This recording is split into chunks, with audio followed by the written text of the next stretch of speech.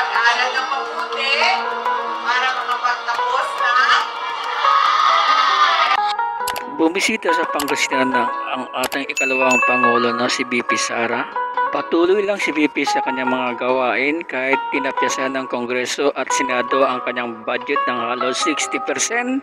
Malaking bagay sa ngayon para sa operasyon ng Office of the Vice President. kailangan pag-aaral ng mabuti para makapagtapos ng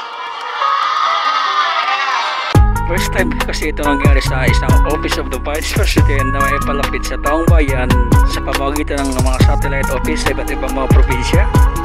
Ang problema lang, natapos siya ng budget ng Office of the Vice President ng 60%. Malaking bagay sa ngayon para sa operasyon ng Office of the Vice President.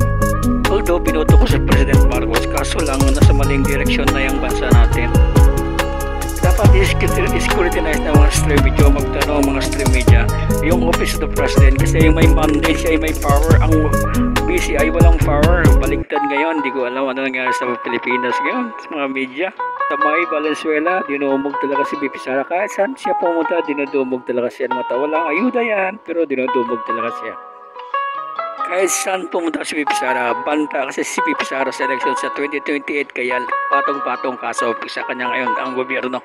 Kaya mga kababayan, ngayon midterm elections, pipili po tayo ng senador at congressman na karapat-dapat sa bayan.